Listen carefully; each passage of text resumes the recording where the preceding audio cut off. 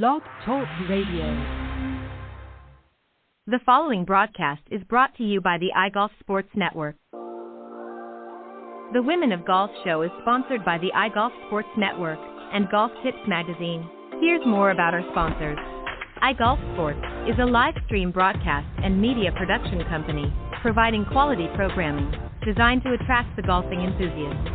And Golf Tips, the game's most in-depth instruction magazine, including reviews on the latest equipment, tips from top teaching professionals, all designed to help you improve from tee to green.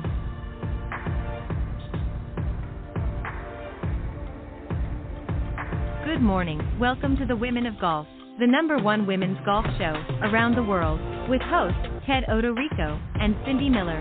Join them as they interview some of the best players from the Symetra, LPGA, and Legends Tour, and so many others, helping to elevate women's golf.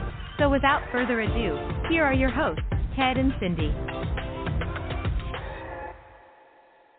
All right, good morning once again, and welcome to the Women of Golf. I'm your host, Ted Odorico, and as I believe I mentioned last week, Cindy is off again this week. She's mid-flight somewhere. I'm not sure where she's going, but she's on a plane somewhere and obviously wasn't able to be here this morning, but she will be back. As far as I understand, she'll be back next week. So I know that those of you that enjoy tuning in, listening to her, that's where she'll be, is back here next Tuesday. We got a great show for you this morning. We're going to be speaking to a young lady who's actually been on the show before, but she's getting ready. She's a Symetra Tour graduate, and now she's preparing to head to the LPGA in 2022. Of course, I'm talking about Amanda Doherty. She had 8 top 10 finishes, including a runner-up at the Iowa Golf Classic, and as I said, she's getting ready to head out to the LPGA in 2022. So please welcome my very special guest this morning, Amanda Doherty. Good morning, Amanda. Good morning. Thanks for having me. Always a pleasure. Congratulations of finishing up the season and making it up in the top 10 and earning your card out to the LPGA. And I know that you're obviously pretty excited about that. Would I be accurate? Yes. Thank you. Yeah, I am so excited. It's, something I've been working for a really long time, and it's always awesome to have, goals met, and, it's been my dream since I was a little kid. So it's, I'm very excited. So let's talk a little bit, before we maybe do a little bit of a recap on the season on Symetra. Give us a little bit of idea. What have been some of your goals? I mean, you just mentioned that you since you were a little kid that obviously you had your eye on a bigger prize here in professional golf. What was sort of the turning point for you as you look back and you say, okay, I started at what age and started playing, maybe got into some junior golf and then obviously into collegiate. What was the turning point for you that you said, you know what, yeah, this is what I want to do? I think that turning point was towards the end of middle school, beginning of high school, kind of. It's really a stretch to say that it's been a dream since I was a little kid. It Right. was for sure, but I also, little kids, I want to do all sorts of things. Right. But, I've always loved golf, and but really became, more serious. I think I got my first kind of, recruiting. There's certain recruiting rules at certain points. So in my 8th grade year, they couldn't really email you or actually send you like pamphlets or anything, but they could send you like a form to fill out. So they have like your information. I think I got one of those from UGA, which makes sense because I'm from Atlanta and not too far in state. So that was kind of eye-opening. Like, hey, maybe this is like a path, not just kind of a dream that's way out there. So that was kind of just eye-opening and maybe a little bit of a turning point, saying that's, this is something that maybe is really achievable for me to go play in college and then maybe turn pro. And I've just been, kind of trying to take it one step at a time, but it definitely has been, a goal of mine. Just to follow up on that, Amanda, there's a point when you kind of say, hey, that's something I'd like to do. But there's also another point when you come to the realization that, yeah, you know what, I think I'm good enough to be out there. What was that? Was that moment shortly after that moment in middle school, high school, where you really saw your game taking shape? Was it when you got out in collegiate golf? What was that turning point when you said, you know what? And the reason why I ask that is because obviously, you know, there's a lot of great golfers out there, but not everybody's got the caliber to make it out on tour. There had to be a point, a turning point, if you will, when you came to the realization that, you know what, I think I've got enough game to make it out there. Yeah, that's a good question. I don't know that I can really like pinpoint like a specific moment where I thought, you know, hey, I'm good enough to do this.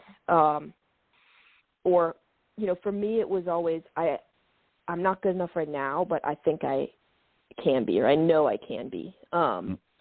So in, you know, early in high school, some of my, you know, fellow players in Georgia and stuff who were ranked higher than me were, you know, getting calls and, you know, going on visits and stuff to colleges, and for the most part, nobody was, you know, I had got questionnaires and stuff, but I wasn't being recruited as heavily. And I really thought that, you know, hey, I might not be as good as them right now, but I will be when we get to college. And that's kind of been more of my mindset, I guess, is I knew if I put the work in that I could get there, and I knew I would put the work in.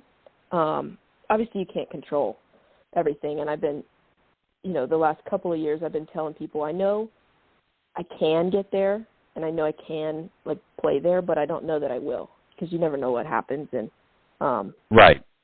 So I don't know that there's one moment, but. Now you went on and you were actually all ACC selection for Florida State University, and you actually ended your collegiate career with the fourth lowest scoring average in the Seminoles history with 73.08. So that's certainly nothing to sneeze at. You had a great collegiate time. You were able to get out there and really work on your game.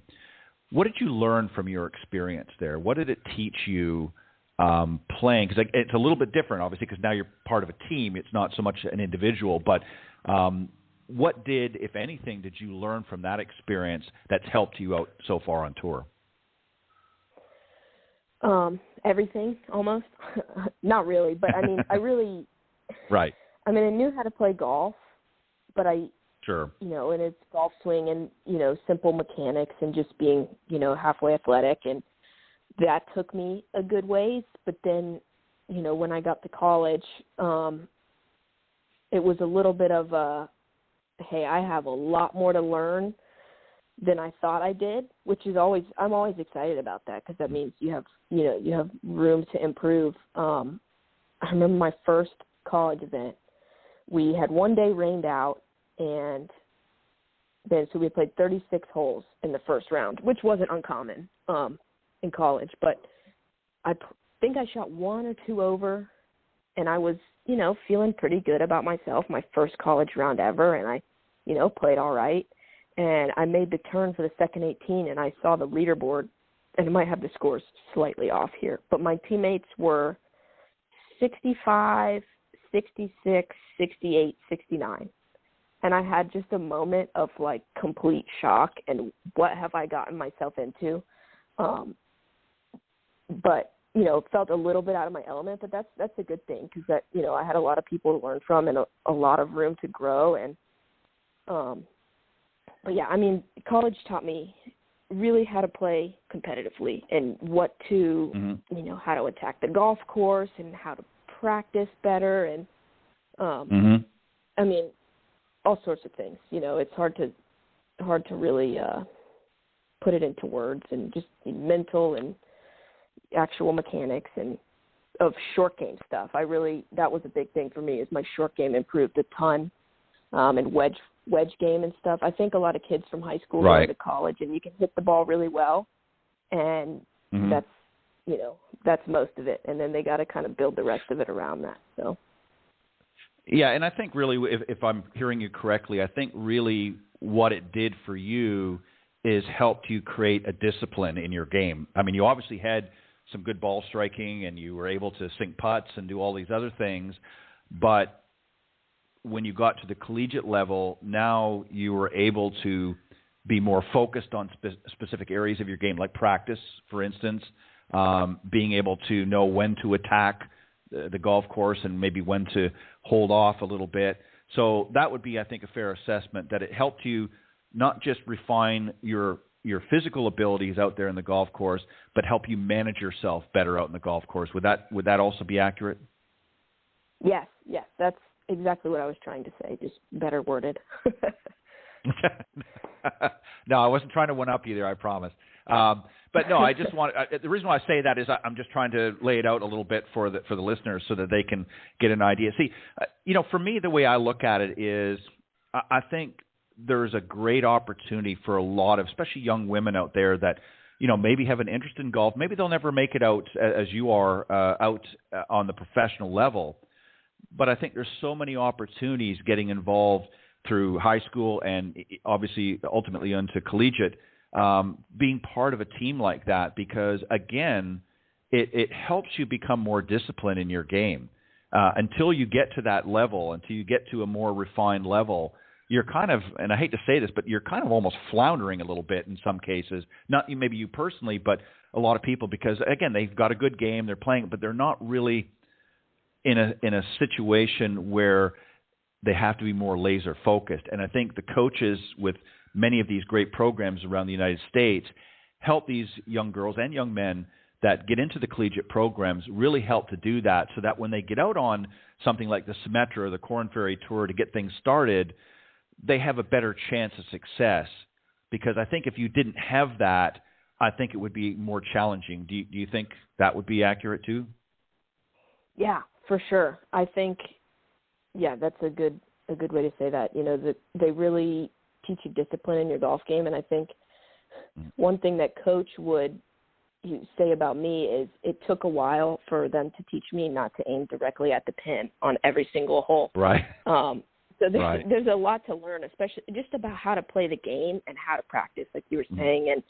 And I think a lot of people will be surprised just having kind of the right direction and right teaching versus trying to do it on your own can take you way further and way faster. Yeah, and again, I think it's just a matter of creating a discipline.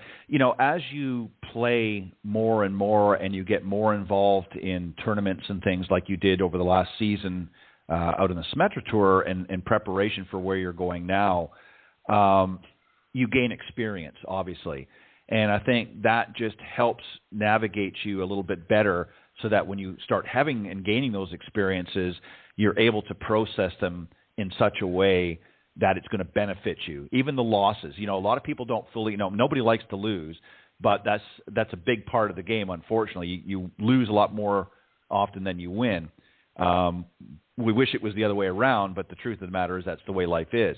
So, being able to take and absorb that information in such a way that's going to benefit you moving forward is a good thing. So as you look back as you recap your 2021 season, I know it's been a little crazy the last year and a half with COVID and things and the schedules, as we talked about a little bit before we came on air, that things have been a little bit hectic, sometimes not always sure what's going to happen or how the process is going to work. As you recap your 2021 season, how would you rate it overall? Obviously, you've made it into the top 10, so that's you're very excited about that, I know. But generally, how would you recap your season? How do you feel you played overall? And were there opportunities throughout the season that you feel were missed opportunities but proved to be a good learning experience? Can you maybe touch on a couple of those? Yeah. My season overall, I think it was a really good season. I finished in the top 10. I got my card, and that's, the ultimate goal, playing on the Symetra Tour. But yeah, I think really every, and this is one thing I've really been working on, with my coaches, is trying to learn from every experience. Because like you said, you don't win that often. I didn't win it all, this season, but, I still finished in the top 10 and I had a really good season overall. And, you kind of have to look at it more as, top 5, top 10 finishes, or, you didn't win, obviously, but, you know, you can play your best game, or maybe not your best game, but close to it, and you still might not win because you can't control what everybody else does. Right. So you just taking those experiences and learning from it is important, and learning from the good ones and from the bad ones. You know, it's coming down. I had multiple experiences in college where I was really close to the lead, or, you know, maybe had the lead going into the final round, and it took me till my second to last event of my senior year to win a college event, because you just have to put yourself there. It's like everything is practice. Even trying to win and trying to put yourself in contention, you know, you're not, if you haven't done it yet, you haven't practiced it. You haven't had that experience. So it's just trying to put yourself in that position as much as you can to be ready, or more ready each time you get there. And eventually, you know, hopefully something will click. But, you know, learning from the bad experiences as well, and what can I do better here, especially the cuts missed. You know, that's something big I've looked at. Yeah. And looking back at now, you know, because those were obviously the worst of the tournaments this year. So what did I do there that that I can, you know, take into next year and learn from? Yeah, I think I would agree with that. I think that's probably one of the most difficult parts to deal with, as opposed to not winning the event. If you're not even in the event, that's, in my opinion, is even worse than if you lost the event, because at least if you get in, you're giving yourself a chance to get that number one spot, to get the win, or certainly get high up there. That's going to benefit you in some other way. But when you don't get there for whatever reason, you missed the cut or what have you, then that's a missed opportunity to learn and to, you know, refine your game. Was there a particular part of your game that really held solid this year? In other words, what part of your game were you really dialed in the most this season? After, you know, the first maybe 4 or 5 events, my putting was probably the strongest part of my game, which is kind of funny to me because, you know, in college, that was by far the worst part of my game. Like, not even close. And it's something I've been working really hard on. So for that to be like a strong point in my game, I'm really proud of that. And because it's something I've worked so hard on, I've really, you know, it didn't necessarily come completely naturally to me. So I've really built that, and I feel confident in what I've built to continue to hold strong. But really just for me, the putting has just been putting in more hours and, you know, more quality time. And my driver's always been not something that I've had to stress about being there. That's kind of, my driver's there week in, week out, pretty solid. Maybe not necessarily the best part of my game all the time, but it's always there, and it's solid. It's something I can count on to be there most of the time.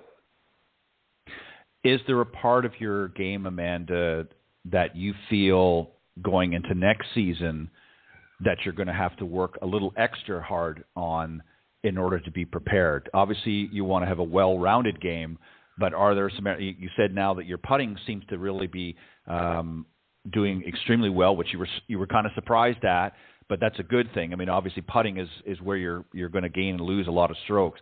But is there a part of your game still that you really want to tune up a little bit more before you head out to your first event next season? I mean, aside from just a little bit of everything, you know, my main focus right now is a little bit of short game stuff. I think just looking at kind of very basic stats. My bunker stats fall behind the rest of my kind of up and downs from rough or from fringe or whatever. So that's something I'm going to be working on a lot. But my irons and my approaches into the green, that's something that, you know, a couple years ago I would have told you by far was the best part of my game.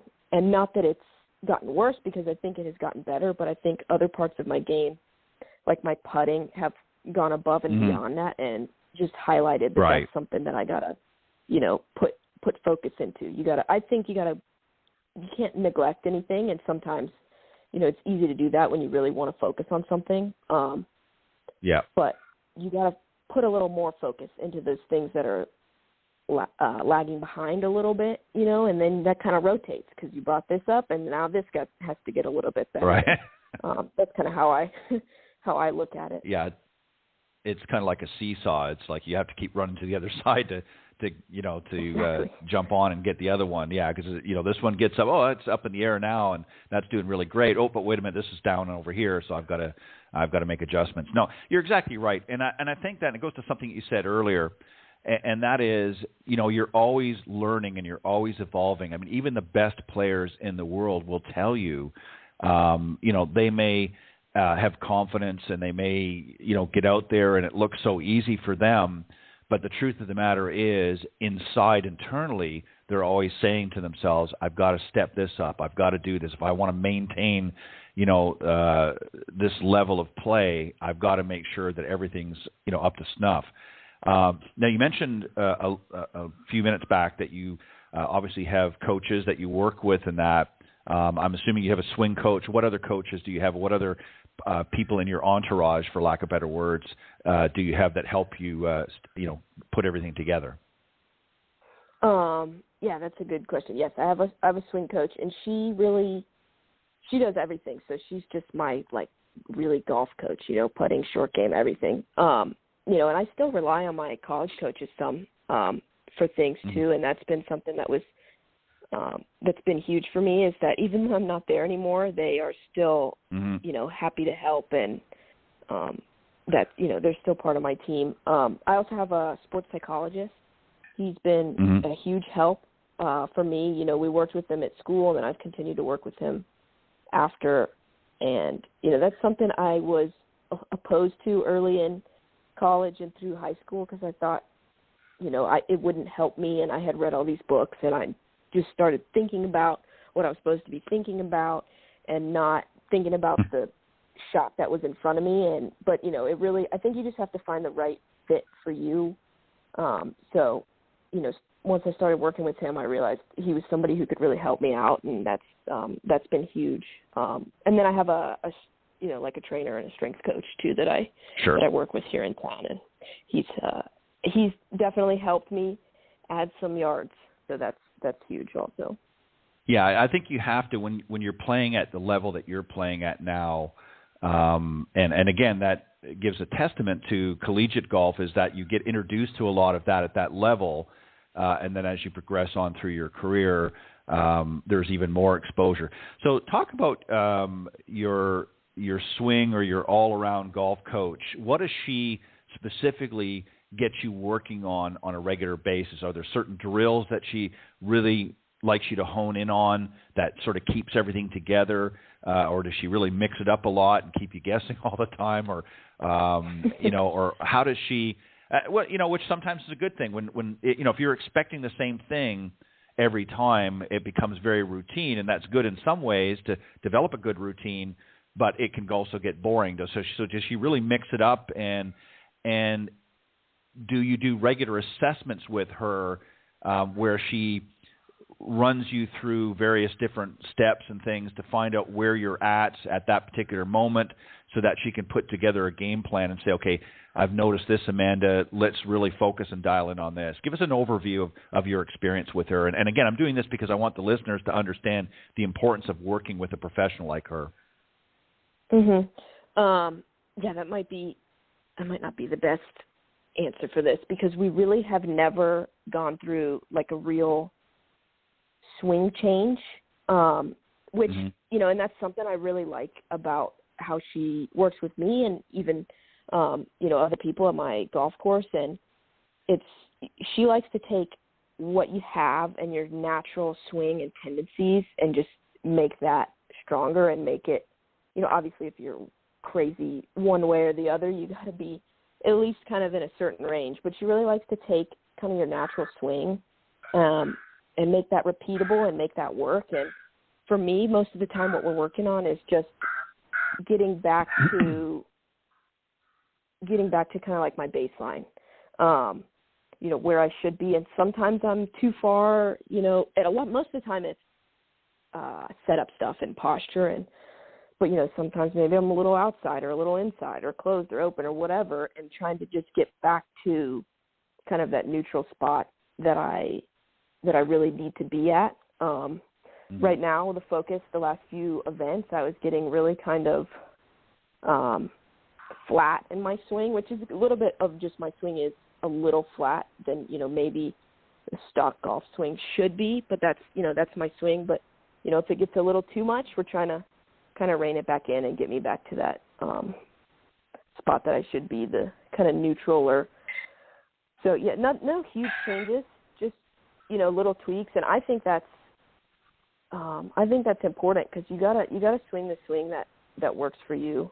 Because I think that's what's going to hold up under pressure. People argue, oh, this person swings, too crazy. It's not going to hold up under pressure. But if that's their natural motion, that is what will hold up, At least I think so.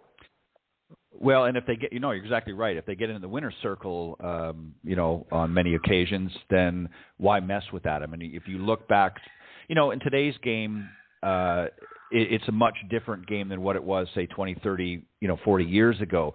You look at some of the players from that era, and there was some pretty funky-looking swings, especially from the men. And, by today's standards, people might think that there was something wrong with them. But that was just the way that they were able to move the club that worked for them. And I agree with your swing coach's approach. Is, if you've got something that's working for you, don't mess with it. Don't try to, that's one of the pet peeves I have in golf, certainly in the past, is a lot of coaches would come out and try to reinvent the wheel, and yet the person may have had a pretty good swing to build from and didn't need necessarily to change everything. And I think sometimes it can certainly help in some cases, but in a lot of cases it can actually work to their detriment and make it that much more difficult. But so you also mentioned that you're working with a trainer as well. So obviously from a physical standpoint, you're wanting to get some extra yards, you're wanting to stay in shape so that obviously from an endurance standpoint, what are some things that they've got you working on, and what areas of your body? Is it more trying to get your legs stronger to be able to generate more power? What is it that they've got you specifically working on?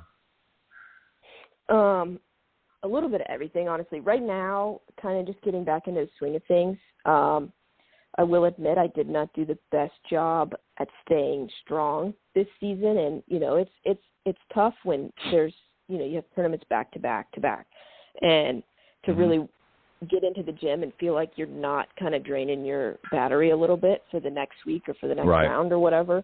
So that's something that I definitely will learn from and try to improve on next season. But just really trying to spend the off season getting as strong as I can, so that I have a good base going into next season, and not necessarily trying to build on it during the season, but just hang on as much as you can. And, mobility stuff and making sure everything's moving kind of the right way. For me, my legs are always, or have been a little bit weaker. So that's, and that's important in the golf swing for sure. But I think one thing that I think, sometimes is lost when people talk about, training for golf is that it needs to be like super, super golf specific. And the golf swing it's your whole body is being used to swing the club. And so I think most people could, use just some pretty basic weight training, and that would help them a lot. Now my trainer, he's really good at all the golf stuff too. He's actually a really good golfer himself. So that was something that I was looking for when I was looking for trainers when I moved back home. And, I think that has really helped, because I maybe took that a little too far and didn't do any of the golf specific stuff, just saying if I get stronger, I'll be good. And, that resulted in a couple of injuries sometimes. And I mean, you can't always prevent that, but, using training in the gym too to help prevent injuries instead of causing them. But you really do, I think, need just a solid strength base before you can really build on some of the golf-specific stuff because it's hard to start with certain golf-specific movements if you don't have that strength base there first. Yeah, and I think, too, what a lot of people overlook is the little muscles in the body, the stabilizing muscles and things like that. Everybody's always going to the gym and they're working on the big muscles to build strength, which is certainly important, but not having good balance in a golf swing can hurt your game as well. I mean, you might have strong legs or you might have good upper body strength, but if your smaller muscles aren't able to help you coordinate through the golf swing, that can be just as detrimental as not having an overall, good fitness ability. I want to come back. We're going to take a quick break. You said that you would stick around for a little bit longer, and I need to take a very quick break, and then we're going to come back, and I want to talk about another area of training and and get your thoughts here, and if you do or if you don't, but we'll talk about that when we come back. We'll just take a quick message from one of our sponsors. The following ad is sponsored by Golf Tips Magazine. Are you tired of being short off the tee? And what about those 3 putts? Forget about it. It's time you got serious about your game. Golf Tips, the most in-depth magazine in the industry. For over 30 years, Golf Tips has delivered expert content such as the latest golf instruction from America's top pros, simple-to-follow practice and game improvement drills, fitness and mental game tips, equipment, training aids, accessory and apparel reviews, golf destinations and travel tips for every budget, and so much more. Don't miss a single issue. Go to golftipsmag.com and subscribe today. All right, I'm here with my very special guest this morning, Amanda Doherty. She is now heading off to the LPGA Tour in 2022, and we're just talking a little bit about what she does to prepare, what some of the regimen, if you will, that she goes through, and just some of the things that she needs to do to make her game at that high level in order to compete with some of the other young ladies out there. Amanda, I wanted to follow up for a moment from the fitness side of things, but switch it just a little bit. Do you also work, does your trainer or maybe you have somebody else that you use, what about nutrition? Because that's something that gets overlooked a lot. I mean, we see our recreational golfers, they're out there and, they're hitting the turn. They've maybe had a couple of beers before they've hit the turn. Now they're going to scarf down a burger or a chili dog or something of that nature, and you know what's going to happen. They're going to fall flat on the back nine. Are you pretty regimented when it comes to nutrition? Obviously, I'm sure you like to indulge once in a while too, like everybody, but do you stick to a pretty regimented nutrition routine in order to keep yourself energetic when you're out there in the golf course, or what do you do? Give us an idea of what you do. Yeah, nutrition is something that I think is huge, and personally, that's something that I have taken a huge interest in, and I've done a lot of reading myself, and I worked with a nutritionist in college, not through the school. We did have nutritionists at school too, but this was specifically somebody outside of school for like 3 or 4 months, just to kind of get a good feel for that. It's expensive working with a nutritionist one-on-one, but I thought, if I do it for a few months, I can learn some things that I can take with me, and that was a huge help for me. And yeah, I think nutrition is huge, especially when you're trying to do all these different things. I think golf is more, golf training and practicing for golf looks more like it does for other professional sports than I think people realize, and it takes a lot of energy, and you need to refuel yourself if you're going to practice and go to the gym and then do all these things. So I think that's something that's hugely important, for every day, not even just tournament days, but tournament days and days where you're playing, especially. I've always thought it would be a silly reason to kind of mess up if you're just low on energy. It still happens from time to time, but I try to eat a small snack like every 2 to 4 holes. It depends on, if it's a really hilly golf course, maybe every 2 holes. If it's pretty flat, pretty close together, you don't really need to quite eat as much. So kind of just gauging that. But, I like to stick to kind of smaller snacks. Some people might argue that you need a lot of, golfers should be more like high fat than high carb, but I've found for me, at least on the golf course, that I keep my energy up a lot better being just high carb. So I eat a lot of things like Cliff Bars. I eat Rice Krispie treats on the golf course. They're light. I know they're basically sugar, but, you don't feel heavy after you've eaten one, and it keeps your energy up. And I'm not recommending that to anyone for health reasons. But for me, that's something that works. I don't eat those all day, so I mix it up. And I have these little, they're kind of like, they look like applesauce squeeze packs basically, but they kind of have some fruit and some protein in there. And so stuff that's really light and kind of small, 100 calories, maybe 150 every 3 holes. And that helps keep my energy up on the golf course. And yeah, I think most recreational golfers, that's not their biggest concern. And if you're just out there to have fun, it doesn't need to be. But if you're trying to bring your game up a little bit, having a little more of a focus on that probably would help for sure. Yeah, I think that's a great idea, to really focus on that. And you're right, they're not playing at a tournament level like you are, so maybe it's not quite as important. But one of the biggest problems that a lot of recreational golfers have is they get sort of that, that rush going on for the first little bit, and then all of a sudden, they hit the turn, and it starts to go downhill. And by the time they get to about the 14th, 15th hole, they're really running out of steam. And by the way, I think Rice Krispie stock just went up probably 3 or 4 points after that plug. So I know you're not recommending it, but I guarantee it. Some people think, well, you know what? I think I'm going to have one of those. But yeah, you got to mix it up in that, and I think it's important. Now, you also mentioned that you work with a mental coach, if you will, for lack of better words. And I know you talked a little bit about that, but what do you do? There's obviously moments that you're going to have, I don't care who you are, what level you play at, where you're going to become mentally drained.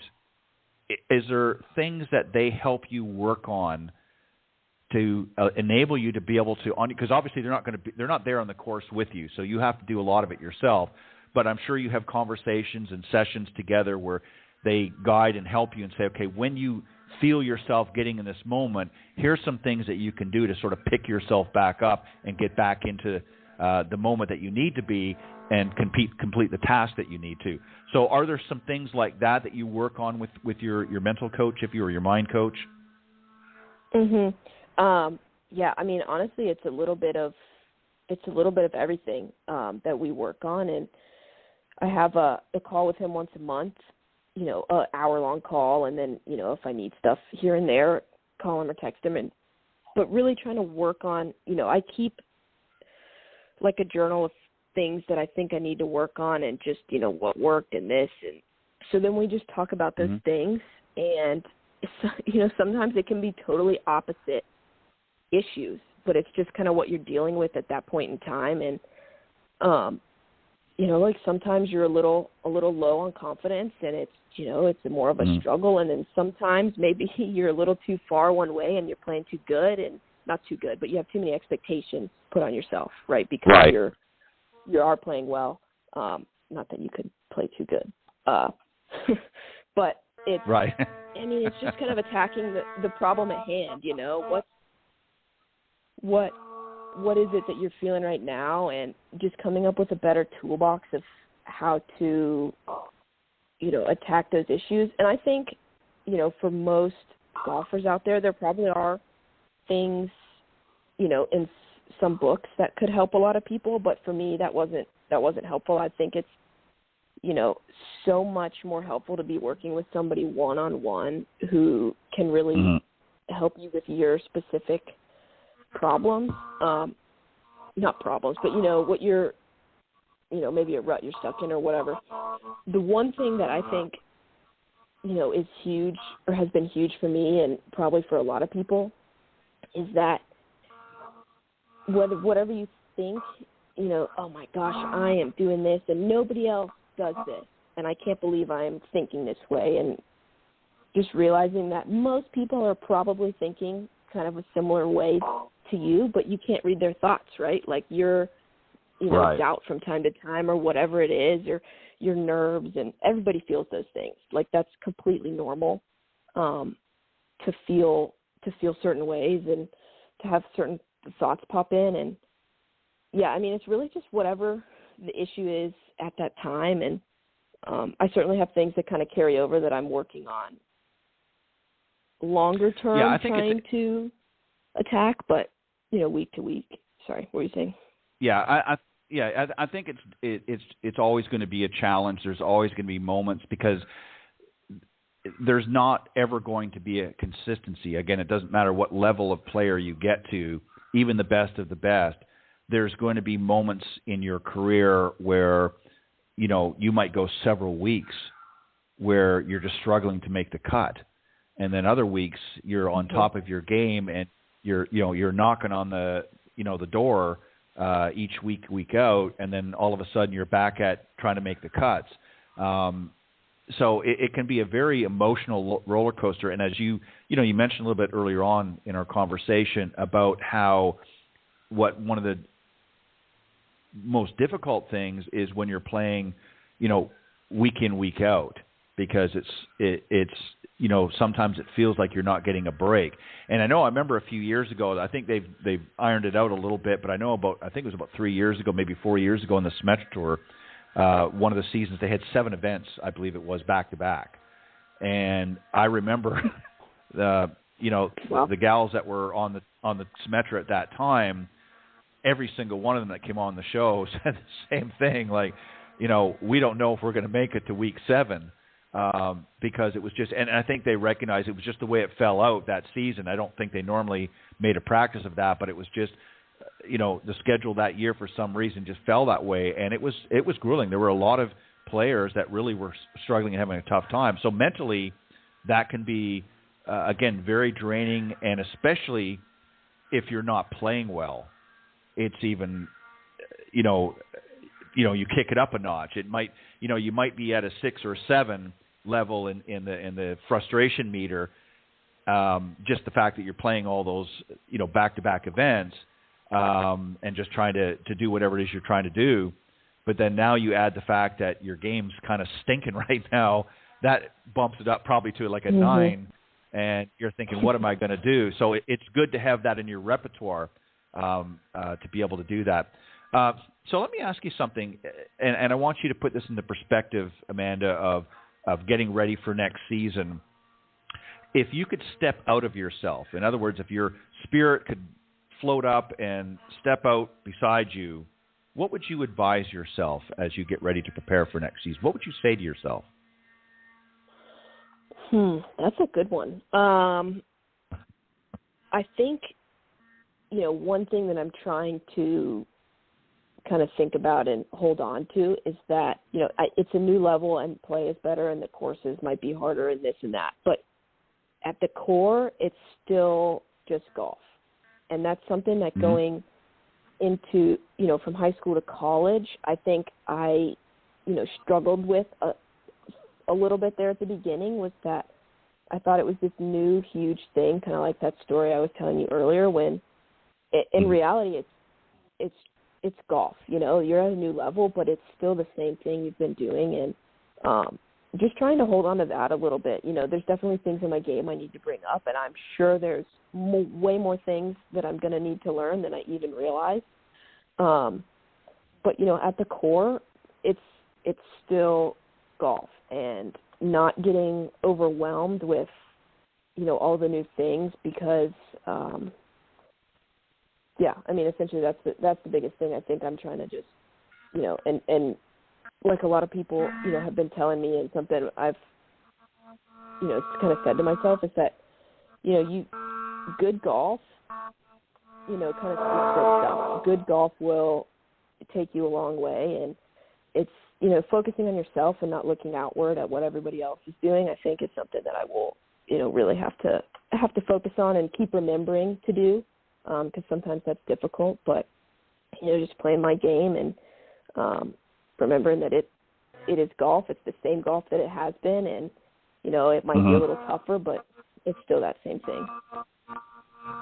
Yeah, I think the key is not to get outside of yourself in a sense of not, or rather not getting ahead of yourself. You play one shot at a time, one hole at a time, and then as they string together, obviously you're going to have a final result. And you want to, I think sometimes, especially, and this is again going back to what we talked about earlier, when you transition from, maybe playing junior golf and then you get into collegiate golf and now you're out on tour and now you're getting ready to go another level, a lot of times people, again, get ahead of themselves. And I think that you've developed enough skill, not just physically in the game, but mentally in the game, not to do that. Because that's when I think the problems start coming in. When you start thinking, well, I've got to, where am I in the leaderboard? I start looking at the leaderboard. Oh, I'm 5 back. I've got to really step things up. And sometimes that can work for some people, but that can also create a lot of unnecessary anxiety as well. So I think if you know what your game is at this point, you know what works for you, what doesn't work for you, and there's certainly always room for tweaking and adjusting things along the way, but you have a pretty good idea of yourself. And I think if you go out there and you stick to that, and again, there may be some tweaking here and there, I think you're going to do very, very well. But if you allow yourself to start changing, who you are as a person out there, then that's, I think, when you run into trouble. So I think it sounds like you've got a good game plan all the way around. We know you've got the game physically to get out there and battle with the best of them. And I think it's just a matter of just staying within yourself, not trying to change what works. And I think you're going to do very, very well next year on the LPGA. Well, thank you. Yep, I think that's a good assessment. Trying to keep doing the things I've been doing and hope that it takes me a long way. Well, I couldn't agree more. Well, Amanda, I want to thank you for sticking around for a few extra minutes. And I know you've got the rest of your day to plan and do, or maybe you're just going to kick back and relax a little bit. I know you're working. You said earlier off air you were starting to work on your game a little bit more as you get in preparation for your first event, whatever that will be. But I want to thank you very much for joining me this morning on the Women of Golf. And congratulations again on getting your card. And good luck next year. Let us know how you do. Keep us posted. And just get out there and, most importantly, have fun. Well, thank you. Thank you. And thank you for having me. It's always fun. Well, you're welcome back anytime, Amanda. Make sure you come back when you get your first LPGA win. We want to share in that as well. So you're always welcome to come back and join us. All right. Hopefully it'll be a major. Maybe it'll be a major. Who knows? But good luck next season. Well, that would be awesome. Have fun. Oh, yeah, that would be really awesome. We would love that for not just you, but for us, too, to have you on the show with that. But good luck next year, Amanda. And, again, just go out and have fun. Thank you. Thank you. Nice talking to you, as you always. Too. Bye-bye. All right. That was our very special guest, Amanda Doherty, as she gets ready to venture out in 22 on the LPGA Tour. She earned her card. She finished 7th on the Race for the Money off the Symetra Tour. And despite not having a win this season, she managed to pull her season together and finish in the top 10. All right, just a very quick announcement before I close off. The last shows of the season for the Women of Golf will be December 14th will be the last show for the Women of Golf. And for the other show that I do Thursday nights, which there will not be one this week, as I'll be observing Veterans Day. But Golf Talk Live, the last show for that will be December 16th. First shows back in 2022 for the Women of Golf will be February the 8th, and respectively for Golf Talk Live, February 10th will be the first show back in the new year. So December 14th and December 16th will be the last shows for the Women of Golf and Golf Talk Live for this season as we take some time off and get ready to prepare for next year and obviously observe the holidays. And then February 8th and February 10th will be the first days back for both shows. The 8th will be the Women of Golf and Golf Talk Live will be the 10th. So I want to thank again my very special guest, Amanda Doherty, for joining us this morning on the Women of Golf. And as I mentioned earlier, Cindy will be back next week, hopefully, unless something else comes up. Thank you for tuning into the Women of Golf. We'll see you next time. God bless everybody and have a great day.